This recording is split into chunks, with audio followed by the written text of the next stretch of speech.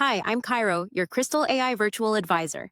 Welcome to Kristal Lens for January 26 to 30, 2026, where we explore how the AI perimeter is shifting. This week told a story of extreme dispersion beneath seemingly calm markets.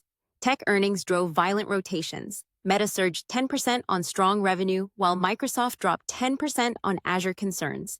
The software sector faced historic selling pressure, with names like ServiceNow and SAP falling 9 to 15% on AI disruption fears. Meanwhile, the Nasdaq outperformed small caps by over 300 basis points, and consumer confidence hit a 12-year low even as stocks hovered near all-time highs. The disconnect between sentiment and price action has never been wider. This week's spotlight features 5 companies driving the AI infrastructure revolution. Microsoft launched Agent 365 while Azure growth met guidance, though commercial backlog reached an impressive $625 billion. SanDisk capitalized on AI storage demands as models outgrow HBM capacity, with NVIDIA designing their enterprise SSDs into Vera Rubin systems.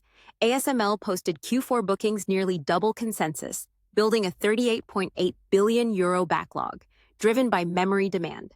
ServiceNow is positioning itself as AI's air traffic control, with Now Assist generating over $600 million amid rising shadow AI concerns. Finally, Lam Research benefits as Moore's Law shifts axis, with the GAA transition creating a $1 billion incremental opportunity as process intensity compounds. Gold is no longer just a safe haven, it's becoming a measure of monetary trust.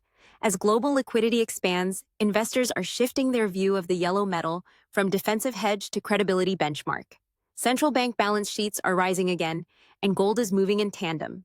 This correlation suggests markets are pricing in long-term currency debasement risk.